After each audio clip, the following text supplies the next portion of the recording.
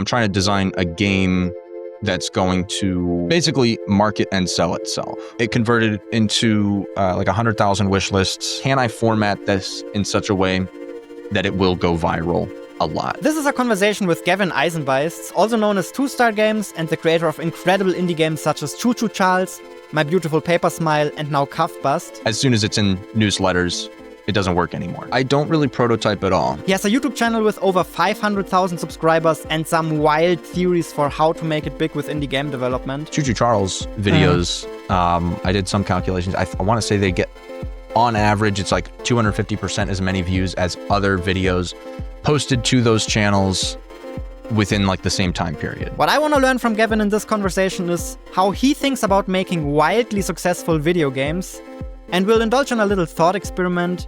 What would you have to do to make a viral video game today? I'll look at, what stuff is trending that's been doing like really, really well off of like, small budgets, small teams.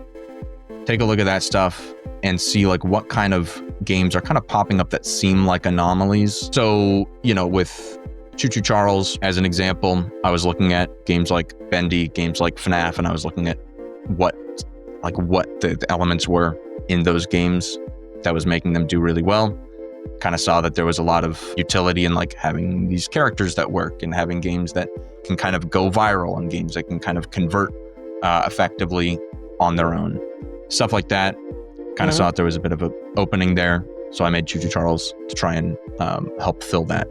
Similar thing with Cuff Bust. I'm looking at the market. I was looking at, this is 2 years ago. Now we've got more examples of games that have been doing this stuff really, that's really one effectively. Of the things that I think a lot of people are wondering about as well is something you read in the comments a lot is that it's a really bad idea to sort of write these trends because by the time the game's done, everybody and their mom will have made a game like this. Do you sort of agree, or do you think I think that by the time that YouTubers and marketing newsletters are talking about it and have a named genre, it's too late. I think if you're looking, like the genres that I'm looking at that I think are going to exist 3 years from now and be really, really big, nobody's talking about them.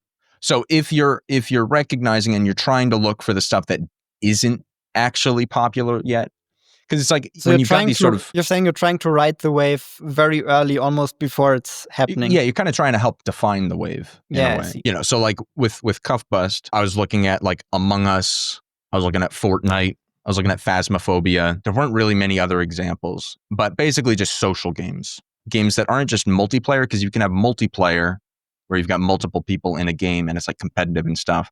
But I was kind of noticing that there's a lot of games that are doing really, really, really well off of more social dynamics. I was seeing a handful of games that were implementing that stuff and blowing up, making hundreds of millions of dollars. Do you think there is an information advantage to realizing sort of the trend early? Because that's kind of what I felt when you were like, you're not sure you want to tell. Is that sort of you protecting your information advantage, or is that something else? I think definitely information advantage. It's like, while I personally don't really see myself staying in the games industry for very long, there are reasons to, I think, not talk about that too much. But yeah, definitely. Yeah, okay. If you're ahead of it, or if other people are ahead of it, because it's like, again, as soon as it's in newsletters, it doesn't work anymore.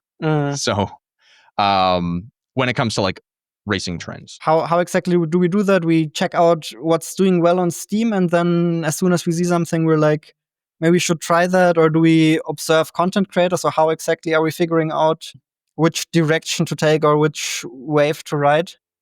Where are you looking for that? So I almost feel like we should take an example of a basic genre, maybe even social games, because that is kind of the big thing that hasn't fully taken off yet. But I'm okay talking about this one because I'm close enough to releasing Cuff Bust that nobody's gonna make something similar in the next like 4 months. So we're like, okay, let's make a hit social game. The main thing would be, I think, to find a concept, a high level concept that has a lot of, it has to hit a lot, it has to check a lot of boxes. there are a lot of boxes it has to check. Like with Cuff Bust, it took me 6 months to come up with that and realize like, oh wait, okay, this would actually work.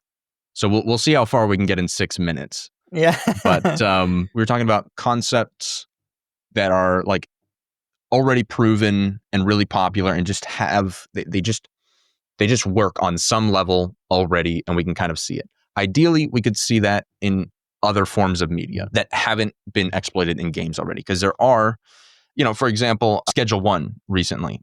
It's basically they're saying like, oh hey, Breaking Bad is like the most popular TV show ever, but there's not really a video game that captures that same essence. There's like some drug dealing simulators, and even those have done well, but I don't think that we'd had a game that implemented all of those systems as well as Schedule 1. Yeah, now that you say it, it's kind of strange that nobody did it sooner. Right? Yeah. There's a lot of concepts like that where you look at it and you're like, this just made $100 million. Why didn't somebody think of this already? Or like, Phasmophobia with like the ghost hunting. Yeah. It's like we've had lots of horror games and spooky monster games, but like a game where you're actually hunting ghosts with like paranormal equipment. Like it's when these concepts come along, it's usually like, oh, duh, of course that would do well. So I'd be looking for something kind of like that. And that's what I think Cuff Bust was. It's kind of like a, oh, duh. Yeah, like, I agree. Of course, a Prison Break game. Prison Break is such a great fantasy. So what you're saying is you're kind of looking for an idea where you're almost not second guessing if it's gonna do well. You're like, duh, this is gonna do well. Like Spider Train, duh, like this is gonna do well. Well, Spider Train is a little bit of a different one. That's different reasoning there. But with Cuff Bust, definitely, because you've got lots of proven media around that concept. You've got TV shows, movies, even like a lot of like Roblox games, tons of Prison Break Roblox games, or like Minecraft maps. That stuff was so popular. I mean, it's popular now even. It just hasn't really been interpreted into like a really solid standalone video game. So if once I get to the point where I have an overarching concept that is proven in other media and hasn't been exploited in the form of a game, then I'm looking to see how much additional strategy I can implement into it and what breaking points it might have. Because again, my goal now is to figure out how I can make this get as much attention as possible and as high of conversion rates as possible. This comes down to a million different smaller strategies. It comes down to virality. It comes down to retention, color scheme, characters, lighting. In the case of Cuff Bust, multiplayer is a really big one. It comes down to trying to increase playtime and longevity. For Cuff Bust, I'm working with, well, actually, you've worked with Warp Digital. I think you mentioned you've worked with them. Yeah. Right. Yeah. So they're doing a level editor for Cuff Bust so that people can make their own prisons and, increase longevity and stuff like that. What I would do is I would look at the concept and I would see, I think that the main thing that I would be looking at is, can I format this in such a way that it will go viral a lot? So you have kind of a checklist that you go through with. Yeah. How do you do that without feature creep? Or is that something you don't even worry too much about? I'm not too worried about feature creep, because if you just focus on the things that are actually going to have a significant impact on the attention and the conversion rates, there's not really that much bloat. There really isn't that much bloat. And also, I think I've just gotten to a point where I've been making games long enough that I kind of know what's in and outside of my scope. And so, it's not something I'm too worried about. So when you say retention, you mean retention for content creators, or do you mean... Yes. Because that's something you seem to think about a lot, is how is this going to do with content creators, right? Yeah, absolutely. Yeah, that's the easiest way to get mass attention, is to go viral, basically, because it doesn't take, I don't want to say it doesn't take too much effort. It takes a lot of, pre-planning, but it's exponential returns for the effort that's being put in. If you have a game that's holding people's attention just 10 or 20% better than the average game, that could result in 5, 10, 100 times more visibility. So it's the small optimizations and retention are like the biggest thing for increasing visibility and the overall coverage that a game will get. So that's one of the most important things for me when I'm looking at a concept. And because also when you're formatting for retention with content creators in mind, it's like the exact same stuff carries over for players as well. Like retention is basically the same whether you're watching or playing. So looking at it from the lens of content creators, I think you get the best of both worlds. It's not like I'm just making games that only appeal to content creators. It's still fun to play because retention and the way that people perceive progress, the way that people, the way that you trigger these different instincts and gratification and destroying stuff and earning points and winning and defeating enemies. It's the same in just linear media as in interactive. So it works in both scenarios. I see. So what would you say are the biggest drivers for optimizing for content creator retention? What are the main things you should optimize about your game? The biggest thing is having a game that tells an actual story from the first second to the last second. So first, like immediately upon starting the video, the content creator can say, this is the conflict. This is also why like linear games tend to do a little bit better on YouTube. They're not as good for sales conversions. They're really, really, really bad for sales conversions. So I don't think it's great to make games like that if money is a big goal. But you can basically, if you introduce conflict at the very, very beginning of gameplay and you conclude it at the very, very end, then that's going to be that's like the biggest overall thing. It's just having that overall structure. Essentially the same thing you're doing when trying to optimize the retention for a YouTube video, where you're trying to have an arc where at the beginning you maybe present a problem or an obstacle that needs to be overcome, or you create some sort of knowledge gap, and you're saying you can do the same thing in a game in a way? Yes, exactly. Retention is the same, like the way that people engage with anything is basically the same, whether it's movies, YouTube videos, TikTok videos, live streams. There are very slight differences depending on the type of content and the type of person watching, but games and linear media, it follows very, very, very similar. I see. So what else can you do besides, or how do you do that in games? Like what exactly we're talking about? Sure. So in Cuff Bust, as an example, like for example, if I was to tell somebody, hey, design a prison break game, intuitively, first thought might be to have like, a week's worth of time in game where it's like, you go around and you slowly stealth around collecting different items so that you can craft new stuff, so that you could slowly start digging through the walls and mapping out different escape routes and stuff. It would intuitively, it feels like more of a slow burn concept. What I did for Cuff Bust, though, to optimize it for retention is as soon as the round starts, it's round based, right? Each round is maybe anywhere between like 5 and 20 minutes, depending on a player's skill level. But it starts out with all the cell doors opening up, guards rushing in, and a mad dash to go and like pick up items and weapons and beat up the guards. So then like, you can. So this is your one chance. Go. Yes. Yeah. So instead of a slow burn, it's just immediately, here's the conflict. You're escaping from prison. There's guards. You need to fight the guards. So there's immediate conflict. And okay. So I see how that is useful for retention. So basically every YouTube video that will ever exist about this game will have this exact same tension arc. And they'll all have a much easier time because of that. Yeah, definitely. I see. And you think it's more interesting for the player as well this way, or? Yeah, well, I definitely don't think it's a detriment. Like, obviously, I think that a slow burn could be interesting as well.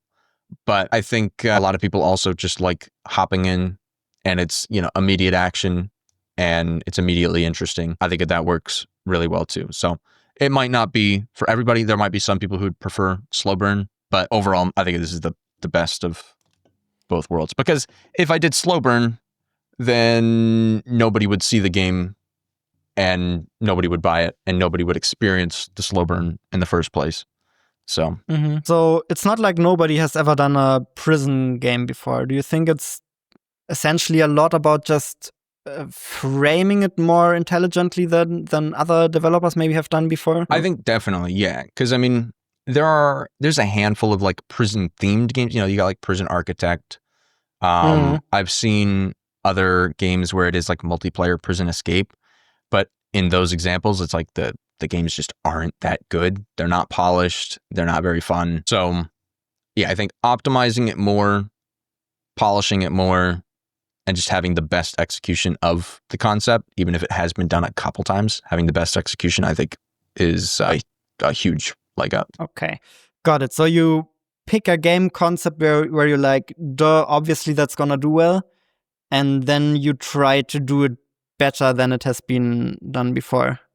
Yeah, and like that doesn't really work unless it's a concept that just hasn't really been done well. You know, well, I guess with Prison, it's I guess, you know, kind of like we mentioned, like, you know, there's Prison Architect, which was a really good, you know, architectural simulation, you know, building game, but it's satisfying a different set of instincts to something like Cuff Bust. So it's almost in like a completely different market of its own. What if people but still using that same high level concept? What if somebody says, but everything has been done before? Like there's I can't find anything that hasn't been done before. Like everything has been done before. Is that how you feel as well, or are you like there?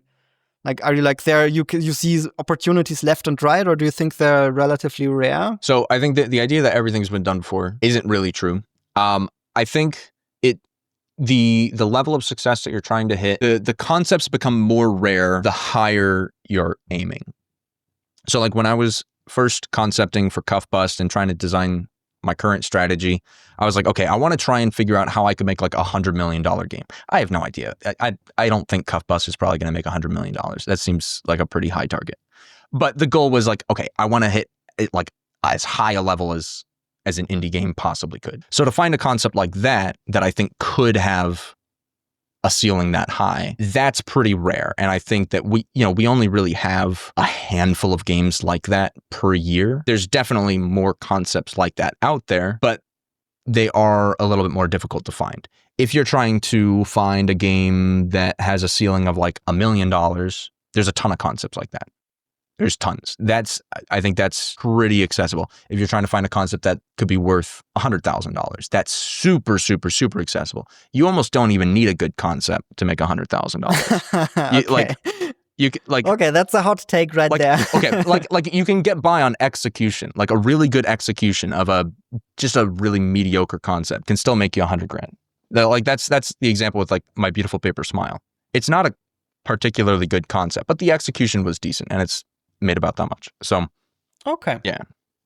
So do you think if you have like a $100 million idea, it is actually warranted to be very protective of your game idea and be like, yeah, maybe I shouldn't share this online yet?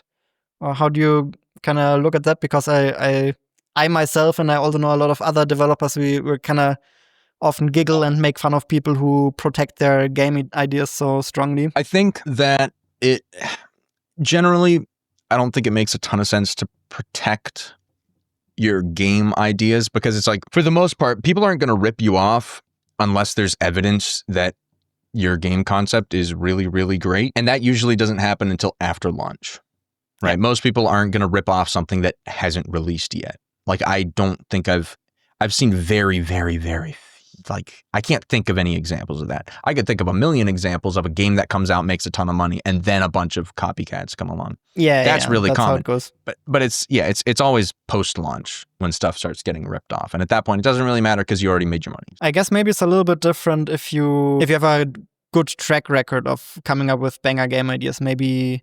True. Maybe then people would start copying it before it's out. But yeah, I honestly haven't really seen that either. Yeah.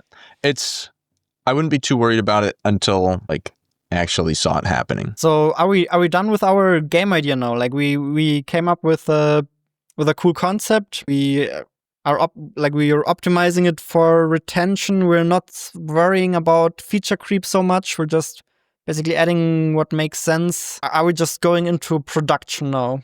Or what's the game plan from here? Definitely not. Okay, so I think at this point, so retention, we'd want to make sure that the concept has the general needs of, that story structure. We'd want to go through and make sure that the design also doesn't implement other stuff that's like going to harm retention, because there's a lot of stuff. I've got a video about this on my second channel that goes into all the different things that affect the retention of a video game, or at least the key ones that I've found. So making sure that there aren't like long death screens or long loading screens, or making sure that you don't have like a bunch of like 10 paragraph notes scattered around, or expo dumps, or things that break the flow of progress. Not too many like high action scenes. High action games are really bad for retention. So there's a lot of different things that are bad for retention that you'd want to make sure your game is abiding by.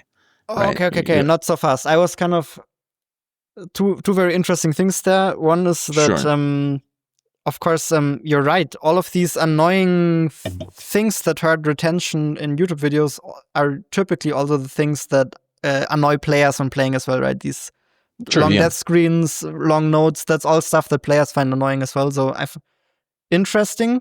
One thing that I stumbled across a bit here is you say high action games are actually not that good for retention. That's interesting. Can you elaborate that a bit further? Sure, yeah. So there is, intuitively, and this is something that I expected as well, I thought that action is engaging, but it's actually not. So because like chase scenes in games or boss fights are really good for retention, but mowing down a bunch of enemies is not. And so the big key distinction between like a chase scene or a boss fight and an action scene is that an action scene is where the player is in control, and everybody kind of watching knows that like, okay, the player is going to win this fight. And so there's no tension, there's no question, there's not really an actual conflict. You're just mowing down a bunch of enemies. You know that that's what's going to happen. You know that the player is going to survive. You know that these enemies aren't actually a threat. They might as well not even be there. You might as well just be staring at a blank screen. It doesn't do anything, doesn't do that much psychologically. It can increase retention very, very briefly, but only for maybe like 20 or 30 seconds. And then you see a steep drop off, and it'll just continue dropping in like these like arena shooters and things like that. So arena shooters are really, really bad for retention. Very difficult to make those go viral. But if you've got something... So this is one of the cases where you would say what the player feels and what the viewer feels does disconnect. Yes. Yeah, definitely. Yeah, because action games are really fun to play, but they're not fun to watch for majority of people. Again, we're talking about majorities. There's going to be some people in the comments that are like, but I like watching action. And it's like, all right, you're the exception. Good for you. But I see the point. Also, the stakes, like even if you die, you respawn like at the checkpoint that was like 30 seconds ago. So it's like, not very high break and tension. flow. Yeah, and then like on the other side of it, like when it comes to like chase scenes and boss fights are good because it's putting the player in a position where it doesn't feel like they're in control of the situation, right? You've got a boss fight. The boss is really big. They're really threatening. That's the one singular focus. You're not mowing them down. It takes a lot of, there's an unanswered question. Okay, is the player going to defeat this enemy? And so that's really good for retention. That can hold retention for many, many minutes. Same thing with chase scenes if the enemy character is threatening enough. And that's why Choo Choo Charles works, is because, yes, you're shooting a gun, but it falls more into that boss fight and chase scene area where it's really good for retention. So, and you have a very, obviously in Choo Choo Charles, you have a very carefully balanced tension curve as well, where, the monster keeps coming closer, then it's further away. So it's like constant tension and relief. It's not like tension all of the time. I think maybe that's also the problem with action games, is that's like almost overstimulation with the amount of tension they try to give. Yeah, definitely. It becomes like numbing. Just very quickly. Can I ask you about a game idea? Because Paul and I, we were kind of thinking about maybe making a co-op gladiator game where you sort of team up and just fight waves of enemies in an arena or something. Because we were like, okay, this is something that communicates itself really well. If somebody tunes into a random stream and they see this, they immediately know what's going on. It's very easy to understand. And you sort of have a immediate tension as well. What do you think, under which circumstances can action games like this do well? Or is there just no way to do it at all? It's not to say that a concept like that wouldn't make money, because again, you can make money off of a game that doesn't go viral if you're relying more on word of mouth and, Steam algorithm, stuff like that, or just really, really, really high conversion rates. But if you do want virality, I think you would want to be, it would need to be like a boss rush kind of thing rather than waves. You'd have to be fighting larger enemies that take longer to kill rather than more enemies that take less time to kill. So you'd probably want to do multiple bosses, or like you do a boss and then you get a bunch of items and then you make some upgrades, or you change your character, or then you like travel a little bit for a couple minutes to a new arena, or you get chased to a new arena and then you fight another larger, spookier, scarier, or more intense boss that has some new abilities. You get some additional stuff that you can use to upgrade or whatever, and then you get chased to the next arena. Something like that would work much, much, much better if you wanted virality out of the concept. So specifically the bigger enemies, so that every enemy that is sort of slain is not like, just doesn't feel like it's the same thing on repeat. Yeah, I see. Yeah, definitely. Okay. Yeah, fair point. So we have our game idea, and you said we're not starting into production right away. What do we do now? The main stuff that I am worried about are how the game implements like human instinct. So game mechanics that are just intrinsically appealing. So things like upgrade systems, character buffs, destruction, social interaction, progress, solving puzzles, things like that are just instinctually appealing. I like to implement nostalgia, and this is pretty similar to just like the popular base concept. So like it's really more about kind of getting into that other point there of like familiarity and readability. So those points we've kind of covered. Is the concept something that's popular, well-known, understandable, and has a lot of tropes that you can tap into, so that, because when it comes to marketing, the goal is that upon seeing 3 seconds of gameplay, people understand the entire game. Like you're trying to communicate as much about the game as possible in as short a time as possible, because people are constantly browsing through a million different things in any given day. So being able to just communicate as effectively as possible is really, really, really important. So implementing things that people are already familiar with, like, Prison Break, cooking meth. Hopefully people aren't too familiar with that, but you get the point. So that stuff that we've already kind of talked about. The next thing. Is there any nostalgia in Cuff Bust? In Cuff Bust, not as much. In Cuff Bust, it would be more so, if there is nostalgia, it would be for like the Roblox games or for the Minecraft games that are similar, that people will have grown up playing. There will be a lot of people, and I've seen tons and tons of comments like this. It's like, oh my gosh, when I was 10, I used to play Minecraft Prison Break, and this looks like a cooler, better version of that. I can't wait to play this. Stuff like that. Okay. So there's just that familiarity. Okay. And so then brand and game recognition. So this is kind of the next, I'd say, big topic that we haven't touched on much. So repeat exposure is one of the best things for increasing your sales. Rather than the goal being for, 1 million people to see your game one time, it would probably be better if, 500,000 people saw it 10 times. Like you want to have repeat exposure, and you want people to be aware that they're seeing the same thing, because the more popular they think it is, the more likely they are to give it serious consideration as to whether or not they would be willing to purchase it. So a lot of games look really generic.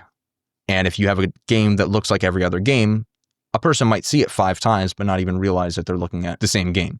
So having a distinct visual style, that's like the main thing in my perspective that's going to help with branding. That, along with distinct characters, those are really that's like the 1-2 double punch wombo combo that I think works best. So distinct colors, faces. Humans are hardwired to recognize faces more than like any other pattern, and so having characters that implement either animalistic or humanoid features is like crucial. It just makes it 10 times more memorable. So it's also way better for YouTube thumbnails and marketing, because again, similar thing, YouTube likes not only retention, but also click-through rates. So if you've got faces in your game that YouTubers can use in thumbnails, that's going to increase their click-through rates and increase virality like that, as well as the colors. Good colors also make things more clickable. So, stuff like that.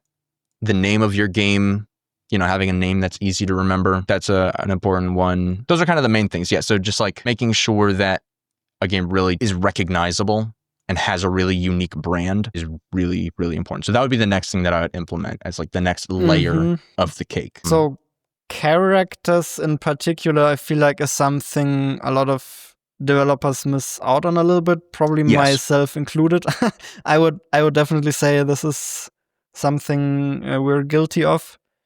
Because, I don't know, in Thronefall you have this little tiny king character that is, it's kind of recognizable, but it's so tiny on the screen that it doesn't really do well on thumbnails at all. And pretty much none of my games have any super recognizable characters. Will You Snail a little bit, but it's like 2D side scroller, also very small characters. What do you think? Are there certain games where making characters is just generally easier? Like, is it easier to make characters for 3D games, or do you say it's like a fairly even playing field for 2D, 3D, whatever you want to make, you can always add cool characters? I feel like characters are something that you could pretty much always implement. A lot of like when it comes to like branding stuff, that can be applied to just about any game. Like you'd have to, like, I don't know how you wouldn't be able to like have a good color palette, things like that, or implement characters in some way. And if you had a game concept where you couldn't do that, I think you should just scrap the concept, because I think having good characters is just too important. I think 3D is just generally better. I think my suspicion, I don't really have data on this, but my suspicion is that 3D games convert better than 2D. But I don't know. That might just be suspicion. I would +1 that suspicion, but I don't have any data on that either. What is the top of the cake here? Mass content ability. Is that just that basically that's kind of very replayable? Yes. Yeah. So it's both virality, kind of like we've talked about, as well as not just about getting like one viral video out of every YouTuber, but getting like 100 viral videos out of them. Like the more content that you can create off of a game, the better longevity it's going to have, and the more people are going to end up trying it out. It's also good because, more gameplay means more people are going to, want to play it. People will play it longer, especially if you've got alternative monetization stuff. If you've got like in-game purchases or cosmetics or anything like that, then playtime is going to help increase revenue from those sources. But yeah, so making sure that the game is just optimized as it can be for content and the amount of content. Something like Choo Choo Charles, you could play through it. Maybe you could upload it in like 1, 2, 3 parts. You could maybe, if you're being like real greedy, you could split into like a 3-part series.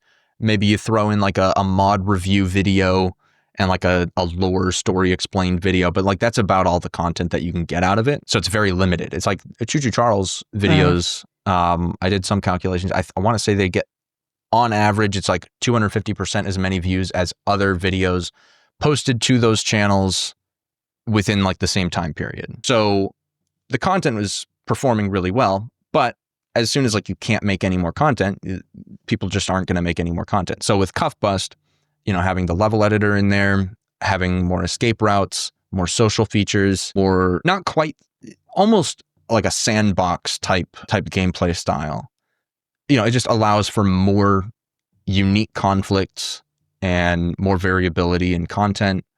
And it allows for more attention to be put on the game over time, as well as more playtime and more value for players.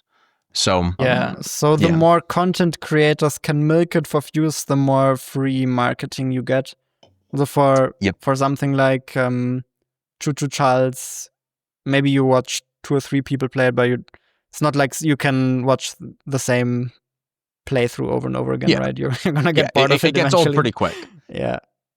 And I feel like that's, even with Cuff Bust, that's probably kind of the main constraint that it has, is because it's like you still can't make that much content out of it. It's more than Choo Choo Charles, but it's still like kind of limited. There's only so many escape routes that you could do. There's only so many different items and tools, and that's stuff that I can expand on. But yeah, that is a difficult one to optimize for. Is that something you're still working on or struggling with, or what state is Cuff Bust in this regard at the moment in the mass contentability area? Yeah, I mean, in that regard, it's not really anything Basically, the only way for me to increase the content ability of Cuff Bust would be to add more maps, larger maps, more escape routes, more items, things like that. It's an issue that I kind of saw going into development, but I was like, it's fine, whatever. I think it's still good enough in every other regard that it'll work. And I had another, period like a couple months back where I was really trying to figure out, I was like, is there any way that I can increase this? Is there any way that I can make this more replayable? And kind of just came to the conclusion that, like, other than the level editor and, people being able to make custom maps for each other and, different like sort of game modes and stuff like that, it's just a matter of making content updates. That's really the only option. Level editor sounds really good, to be honest. Yeah, I'm hoping that that'll carry a lot of weight. Right, so either we figure all of these layers of cake out, or we're like, if we can't figure this out, then this is not the right idea. Yep, pretty much. If it's not working on one of these levels, then I would scrap it. And I'd go back to the drawing board. And that's why it took you 6 months to come up with Cuff Bust, because first of all, you had to find an idea that you were like, that's obviously gonna work, and then you were checking for all of these other requirements that you had, and then a lot of other ideas you had fell through that test. Yeah, definitely. Yeah, most of them.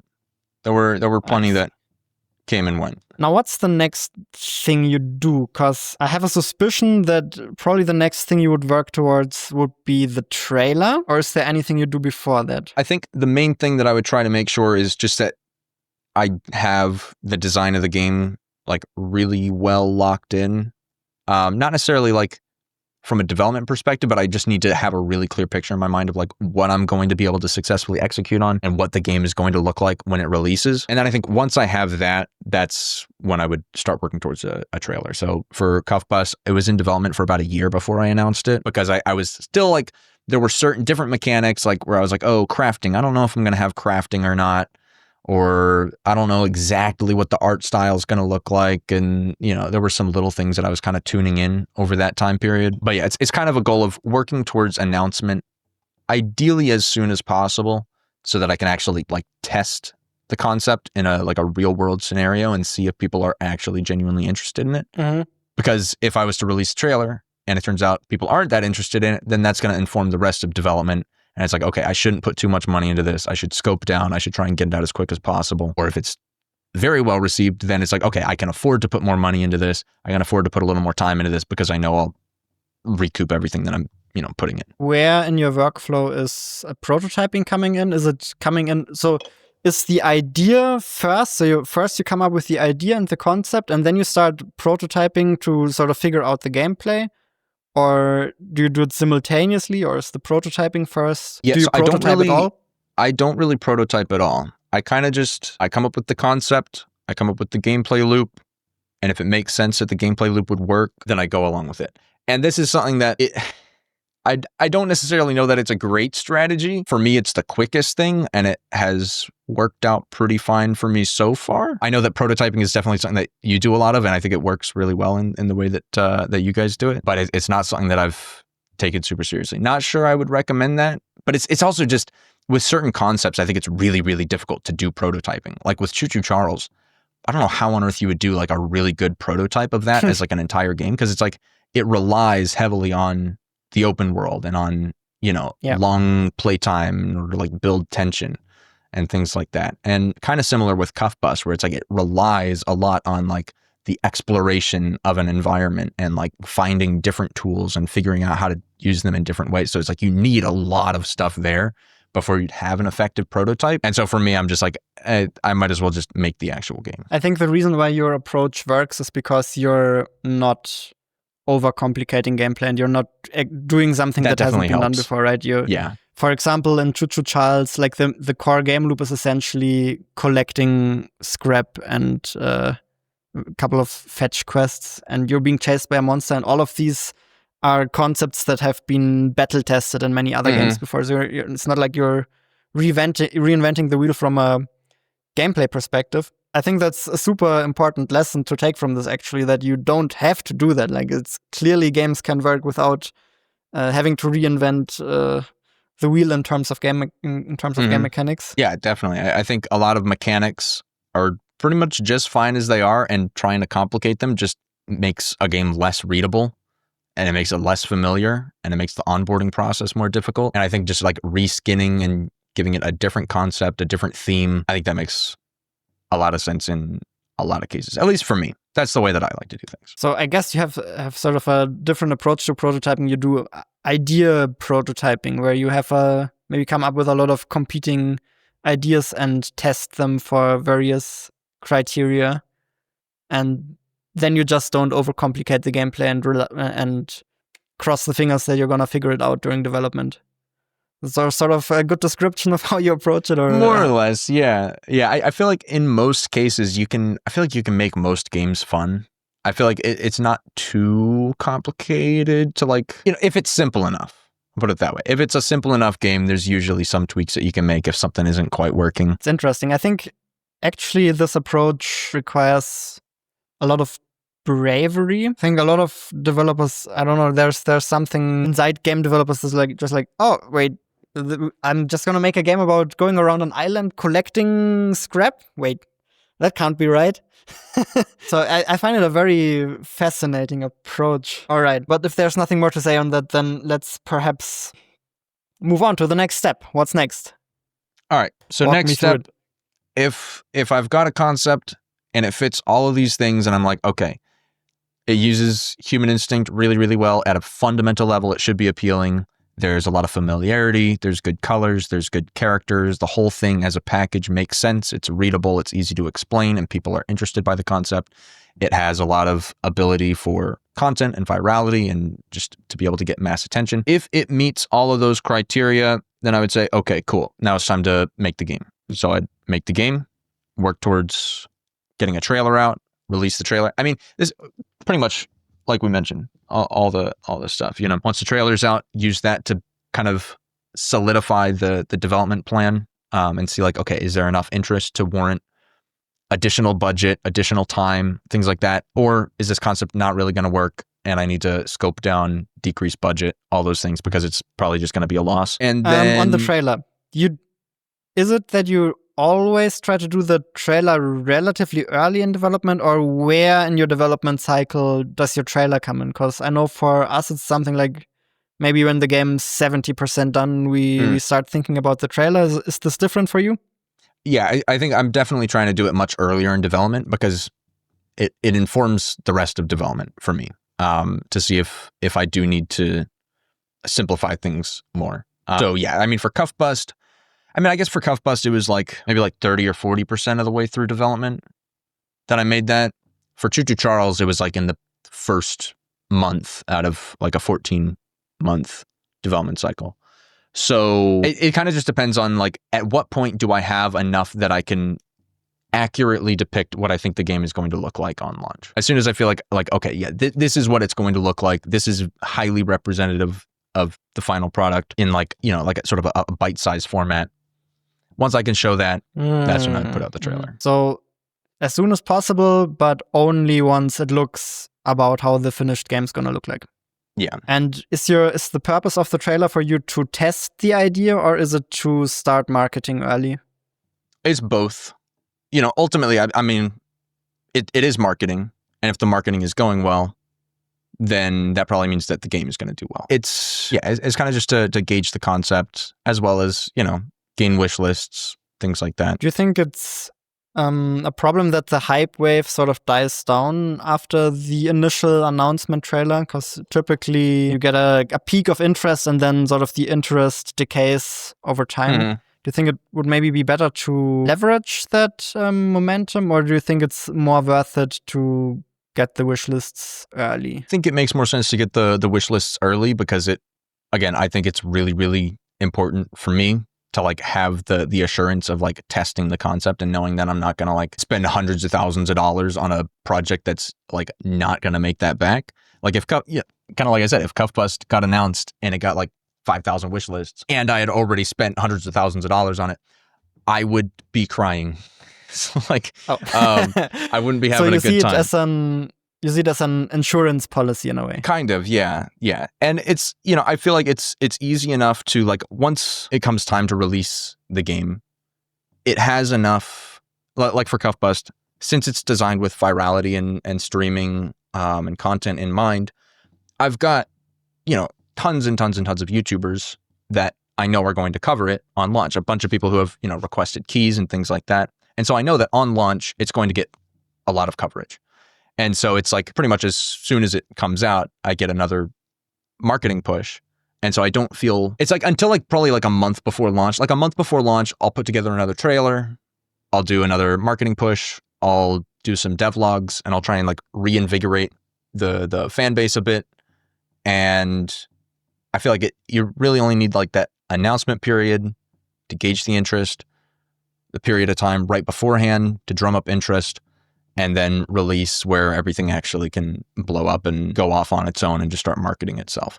I don't necessarily recommend that for everybody. In my case, it works because, Cuff Bust has got enough attention on it when it was announced and stuff that like I don't necessarily need to continue doing marketing throughout development. Yeah, I guess, of course, obviously different things work for different people. It's not like everybody should make games how I make games either. It's like, sure, see what works for you. But I still find it interesting to figure out how you make games, because I think there is a lot of very, very valuable stuff to learn from it. And also I think sentences like, I know this is gonna do well when I release it, or I know it's gonna get a lot of coverage. That's something you hear so rarely from other developers. Is there something you hear from other developers a lot, or is it just me? Not really. No. Why is that? I mean, most people, because a lot of developers probably don't know that. So I guess you have a bunch of people lined up who want to play the game. So it's like fairly obvious that definitely they're gonna play it. That's a dream scenario. It's just the question, how do you get there? But I guess we just talked about how to get there.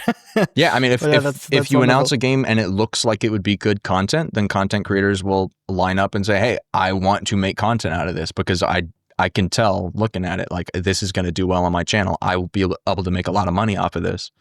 I want in on it. So, damn it! Yeah. It's so funny when you say it. It sounds so obvious.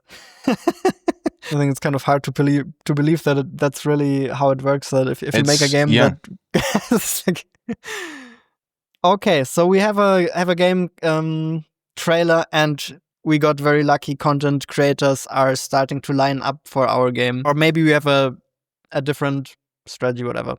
What do we do next? Finish the game. That's basically it. Now we finish the game, we develop it, we spend a bunch of time building it, we test frequently. We have people test every time there's a new feature, have somebody try it out and see if it's intuitive. You're doing bug testing throughout development, making sure that everything is on track, trying to make sure that you're sticking to the original plan, making sure that things are still optimized well, for like all the different things that we've talked about throughout the concepting phase. You get into beta, make sure the game is actually fun.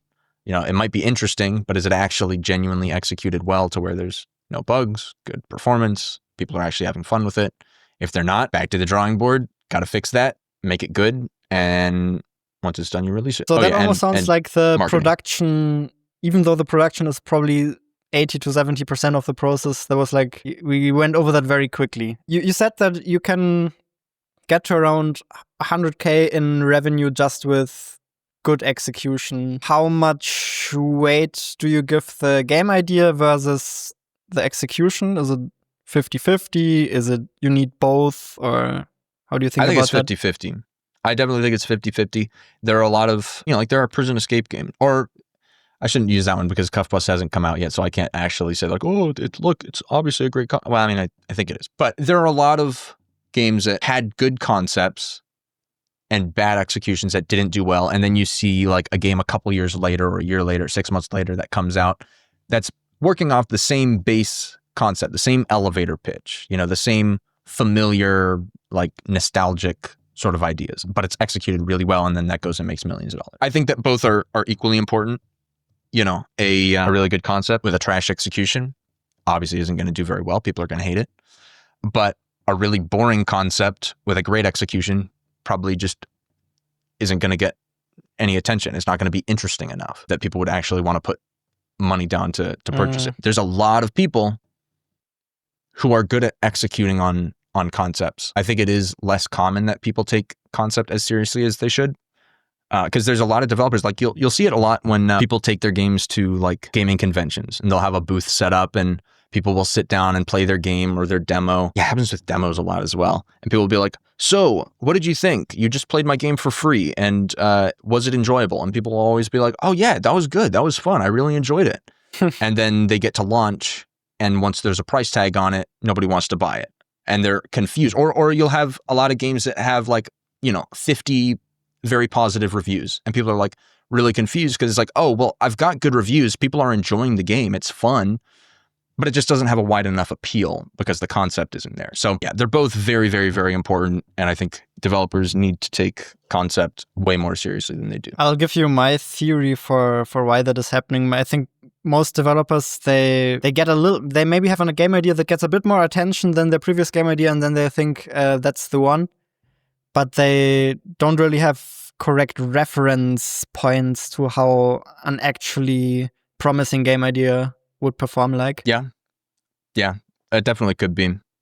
Yeah, because it's that's where I think it's really good to see stuff like what Chris Zukowski has with like all of his different like benchmark studies and stuff, or case studies on like, oh, this is a game that got this many wish lists when its demo came out, and like you could see like, okay, what do like the real numbers really look like. And having those benchmarks is definitely good. Do you want to maybe provide some reference points for how did you know CuffBust's gonna do well? What are the benchmarks that you hit there where you were like, this is gonna do well? Yeah, so in the first week that it was announced, and it was announced at Summer Game Fest, so obviously that's a pretty big marketing push. But off of that, it converted into like 100,000 wish lists, and it still, I think it averages these days around maybe 200, 300 wish lists per day. And it's up to, I think it's around 210,000 wish lists right now. So that's a big proving point there. That gives me a lot of confidence in it. That along with higher conversion rates than Choo Choo Charles. Like if I look at the page views, the number of page views and the number of wish lists for Choo Choo Charles, it's got like half as many wish lists per page view as CuffBust. So CuffBust, based like it seems like there's evidence that it's converting people into wish lists more effectively. There have also been a lot of times where like a really small article or like a relatively small YouTube video will get posted about CuffBust that'll get maybe like 10 or 20,000 views, but then I'll see a visible spike of like 600, 700 wish lists. And so it's like smaller pieces of content are converting into larger spikes in like genuine interest. Also the YouTuber interest, the press list is, I think I've got like 200 YouTubers on there. Many of the, I counted up the total subscriber count of those people is like 200 or 300 million, something like that. Wow. Holy crap. It's like, for me, I'm not necessarily just looking at like wish list counts or like view counts on devlogs or anything like that. I'm trying to look at all the evidence that I have to see like, okay, the things that are really going to make the most difference, like on launch marketing and virality, things like that. Like how much visibility is it actually going to get on launch, and how well is it converting? So it's like, those are the two big things, right, that are going to drive revenue. And both of those things so far are looking very promising. Well, I'm going to play YouTube comments again for a sec and just tell you that obviously you have a very unfair advantage because you have a big YouTube channel. Do you think that's the case? Okay. I think that the success of Choo Choo Charles is what got me into Summer Game Fest. If I didn't have that, I wouldn't have gotten the Summer Game Fest placement. But the YouTube channel itself hasn't driven that much in the way of wish lists. My YouTube channel is, because those 500,000 people are there because they like horror games, because they like Choo Choo Charles. Those are all Choo Choo Charles fans. And so to completely switch it up with this full 180 genre swap, it's like there's some overlap. There are some people who are, still interested in CuffBust that were also Choo Choo Charles fans, but not that many. That's one of the other big reasons why I just haven't done as many devlogs for CuffBust, is because they just don't do that well. The people who watched my other videos just aren't as interested in CuffBust. I think it's appealing to a completely different audience, a largely different audience. And so, like when I post when I would post a Choo Choo Charles devlog, those would get like anywhere from like 20 to 40,000 wish lists. But with like a Cuff Bus devlog, it might get like a couple thousand, like 2,000, 3,000. So, you know, yes, it is good having some guaranteed attention, but at the same time, it's, I don't know. I don't exactly know how to combat that. I see. So, but do you think a YouTube channel would basically be more worth it if you keep making the same kind of games? For example, if you said you'd be like a pure horror game developer, you think you'd get more value out of your YouTube channel? Yeah, definitely. Like if I was making a Choo Choo Charles sequel right now, the channel would probably be doing great. I'd probably actually be gaining subscribers, and it would probably be super, super useful for like the wish lists and the community and all of that stuff. I think YouTube could be useful if you are specific to a very specific genre or a specific IP, then I think it then your audience can compound over time and it can just continue to grow. But for me, I care more about the games themselves. I don't necessarily consider myself a YouTuber. So that's kind of a second thought for me. Like if I think that the game will still do well, I don't care quite as much about the YouTube side. Okay, so do you plan to get back into YouTube at some point, or are you just going with the flow a bit? Going with the flow for now. I'll do some videos probably like in the last month leading up to release, and maybe a couple videos after release.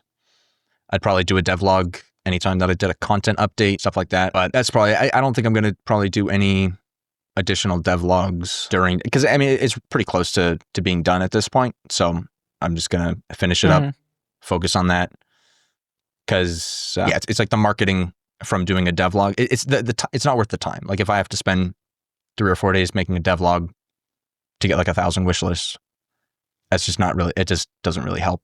So it'd be more worthwhile to get the game out 4 days sooner. So in general, not talking about yourself, but in general, how do you feel about YouTube for game development? I think it's a very so-so thing, because it's like, I don't think that somebody should be like, oh, I'm going to make this game, or I'm halfway through development on this game, and I think that I should make devlogs to market it. I think if you're going to do YouTube, you have to look at it as a long-term business decision. It's like, okay, I'm going to be making YouTube videos for the next 5 years without getting views. And if I learn enough about it and I get good enough at becoming a YouTuber, then eventually on one of my future projects, it will be a useful marketing vessel. The idea that it would be useful in the short term is probably not accurate at all, because there is quite a bit to learn, when it comes to like how the algorithm works and how to edit videos and how to make entertaining stuff that people are actually going to want to watch and that the algorithm is going to push. So I think it can be very useful. Like for Choo Choo Charles, it was super useful. It drove probably, I mean, I think Charles still would have been very, very successful without the devlog series, but the devlog series did drive probably about half of my wish lists. So it's like, I don't know. YouTube is an odd one. If you can do it in such a way that it doesn't consume a lot of development time, then, and you are willing to do it for a long time, then maybe it could be worthwhile. It's kind of so-so. It really depends on what the goal is. Interesting. But I also think that probably your YouTube perspective has influenced how you make games quite a bit. Yes. At least that's what I hear from everything you say, with like optimizing the game for attention and so on. So I think you have a very YouTube kind of way of making and thinking about games. Yeah, I think honestly that's where the real value has come from for me, is just understanding how retention works and how the algorithms work at a fairly high level. I'm not Mr. Beast or anything, but understanding how it works more than the average developer, that's what's been the most useful, because I can apply that to the design of the games themselves. The marketing that I get from my own channel, like it's kind of debatable as to whether or not that's worth it, but the fact that it allows me to tap into marketing from 1,000 other channels, that's what's really, really valuable. How do you approach learning and theory crafting in general? Because for me, at the least, it looks like you're on a very steep trajectory in terms of how quickly you pick these things up, and also your second channel. Sorry, can you say again how it's called? I keep forgetting. Essentia Ludus. At least I think. I don't know. It's Latin. I don't know how to speak Latin. Maybe that's how you say it. I think I think that's how you say it, probably. Yeah. I think if you watch the videos on that channel, you definitely get the feeling that you think about these things quite deeply, and probably a lot more deeply than the average developer. Do you think there's a lot of value in that, or do you specifically dedicate time to that, or is it just your own curiosity driving you there? I didn't cut out. I'm just thinking. Yeah, no worries. I think it starts from having, I think, significant goals, unrealistic goals even. I think it starts from, being like, okay, I want to make a multi-million-dollar game, and then saying, okay, what would it take to feel confident that I could actually do that? Or like, if I'm saying, okay, I want to make $100 million game, what would it take? How deeply would I have to look into all this stuff, and how much understanding would I have to gain to feel like I could actually do that?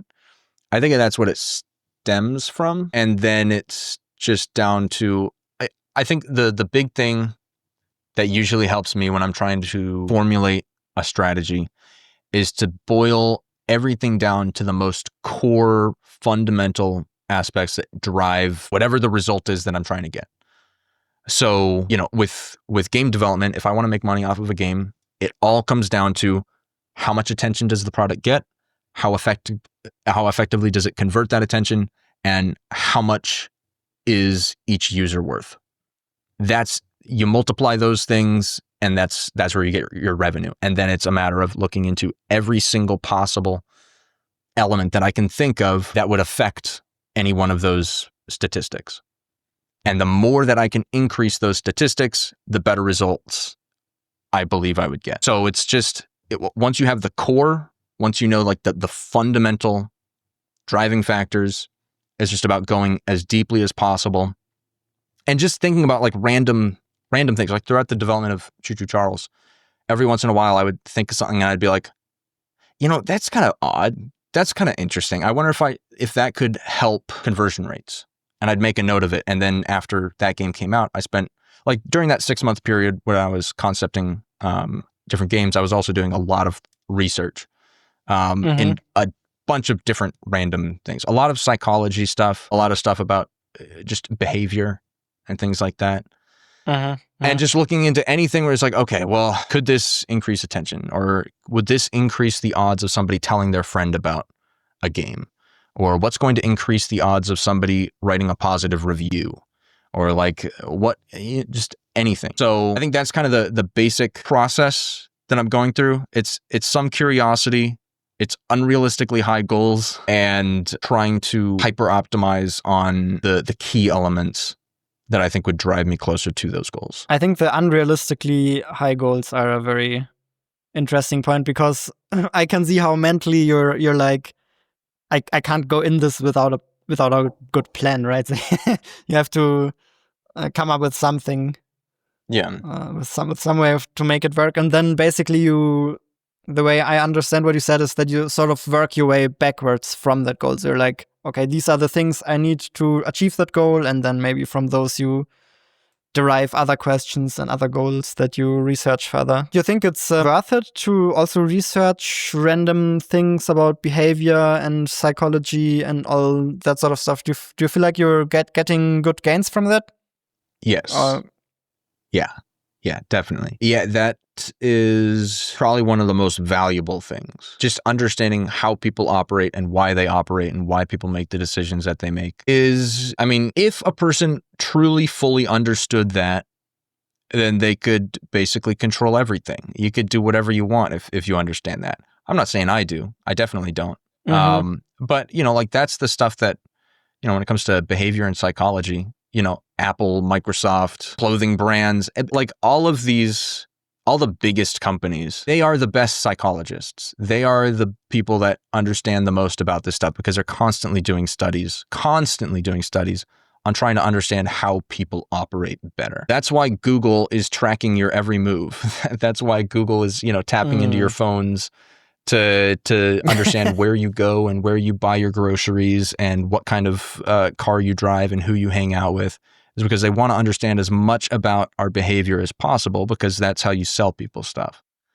And the better that you understand that, the better you can sell people stuff. So yeah, it's very important I if that's see, the I goal. see, I see. What do you say? How much of you is an artist, and how much of you is a business person? I think when I got into game development, I got into it because I liked art and I liked being creative and I liked making artistic games. You know, I like My Beautiful Paper Smile is a very artistic and creative game that wasn't really made with too much with, you know, like I wanted to make money off of it, but it was, yeah, for quite a long time, I think I largely considered myself an artist. But when I decided that I actually wanted to not starve and that I wanted to make a living, that's when I kind of decided like that I kind of just needed to, because like at the time I really loved making games and I was like, okay, I love making games. Yep. I want to make games as much as possible. I want to spend all my time doing this.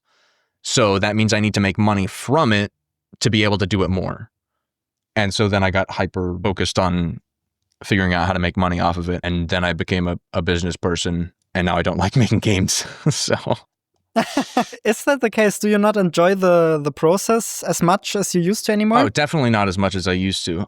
You know, there are some days that are enjoyable, but for the most part, it's I think I could possibly enjoy doing like artistic stuff again, but I haven't for a while. I know there's like a specific mode that you get into when making games, especially the last 40% of any game are always horrible. Is it just that, or do you think it's something in general has changed about what you enjoy and what you don't enjoy? I think it's more of a general thing. I mean, I was having fun with Cuff Bust for about a month, and then after that, I was like, you know what? Am I really doing this again? Am I really making another game? So I'm just doing my thing. I'm just working, getting it out there. But I'm going to be taking quite a break after this one. I mean, that's what I did after Thronefall as well, because I was in a somewhat similar spot where I was like very, like I would say almost a little bit obsessive about how I approached it because I wanted it to work, and then as soon as I was like, okay, I have some breathing room, I'm slowing things down a little bit now, both on the YouTube side as well as on the game dev side of things. And now I'm also just a bit confused where I want to go from here. Is it for you that you think you need some time to figure out where to go, or do you already sort of have some ideas what you might want to try instead? I mean, yeah, I'm definitely kind of in a sort of a confused-ish point. I'm starting to feel like I've got a little bit more direction now. A couple months back when I kind of decided like, okay, I think Cuff Bus is going to be like my last commercial game. That's when I was like, it was like a deep depression. Like what? Like, because this has been like my entire life up until this point, and then to just be like, oh, I'm just not going to do this anymore is definitely a weird feeling. I mean, I'm going to get more into, you know, investing, stuff like that, probably more into traveling, a lot of like just like the general like go and touch grass type of stuff, more fitness, more time with, you know, friends and stuff like that. So how does your work-life balance look like at the moment? You know, it's really not bad. I work probably actually slightly less than full-time hours even. It depends on the week. Okay. Most weeks probably less than full time even. So it's not bad as is. And I've definitely come around more to it and just like having a schedule and just like, you know, all right, this is just my job and this is what I do. You know, just kind of being content with it while I'm still doing it. I really like the way you think about making games. I think it makes a lot of sense in an interesting way that it's not the standard stuff you hear everywhere, and at the same time it makes sense. That is a balance that is tricky to pull off. Well, it's good to hear. Okay, so I would be very curious to hear what areas within my strategies that you disagree with, because you are one of very few developers that is actually consistently put out multiple games in like completely different like genres and IP that have all done really well and that like you've done well consistently. I feel like you're in that regard, you're one of the most like successful and consistently successful developers. And so you are somebody that I would value your opinion on this much more than like just about any developer. So I'd just be really curious to hear what you think I'm doing that is stupid or doesn't make sense. Well, I think the main problem we all have is that each of us only has a couple of data points, right? I basically have 3 data points. There's like 3 different little experiments I made. You have 3 different data points. Like that's not a lot of data in the big picture. So I think it's very difficult, especially also considering that I have not tried your workflow. Otherwise, I would maybe feel the differences a bit more. I feel like everything you told me on paper and from what you told me makes a lot of sense. And I also feel like I took a lot from it, honestly. This entire perspective of really hyper-focusing on retention. I feel like some people would maybe criticize that there are other strategies to go about it. And you don't necessarily have to go the viral creator route. For example, I would argue that our first game, Islanders, had a very different strategy. It was basically purely relying on the Steam algorithm. Islanders is not a game that did particularly well with content creators. It was just a very appealing game that converted well directly on the Steam store page. So everybody well, a lot of people who saw it on Steam were like, cool, looks nice, oh, it's cheap, let's buy it. So it was like just relying on impulse purchases on Steam, essentially. And that worked surprisingly well, got flushed very high up the Steam algorithm, and all of that without a lot of content creator coverage. Decent content creator coverage, but like nothing too crazy, right? So I think that's the only asterisk you could maybe make, is that there are probably different ways to go about it, but I really can't say anything that I would say is wrong. Like, just there are different strategies, maybe different ways to go about it. Yeah, definitely. Yeah, no, I definitely agree with that. I think for me, it's like the content creator route. I think it's just like, that's the area that I understand most. And it's like, because ultimately it just comes down to like getting attention, right? Like however you get that attention doesn't necessarily matter if it's Steam algorithm or if it's just word of mouth, just people being like, hey bro, I just saw this cool game. It's like, that's all attention. Yeah, I think just for me, it's like, it seems like the easiest way to get mass attention, as much attention as possible. Seems like the easiest way to reach like that global audience. There are only really 2 ways to get traffic for indie games nowadays, and that's Steam and content creators, right? Like the 2 main strategies you can go for. I feel like you have covered the content creator strategy quite well. If you have a game that's not as suitable for content creators, then you can still try to go for a Steam strategy and just try to do well on Steam. I don't know what other strategies there are.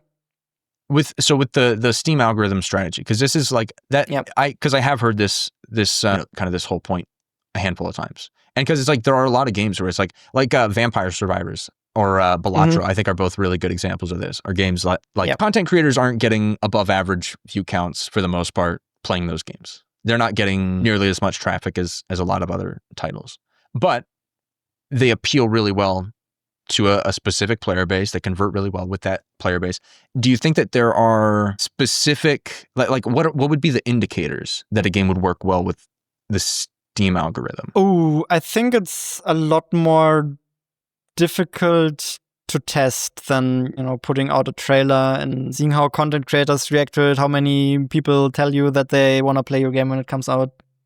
The way we test it is mostly by comparing them to each other and kind of making an educated guess. So that's what we do in prototyping is we come up with a bunch of different concepts, and in order to pick the best one, we sort of compare them to each other and pick the most appealing one, and that way we get a decent chance that we pick something that's actually good and that's appealing in a way that's gonna do well on Steam. Okay, gotcha. So it's a bit of a different kind of appeal, right? You don't have to worry as much about conversion. You only really have to worry about, is this something you will want to play when you see it on a store page? Well, I feel like that would be more on the conversion side, would it not?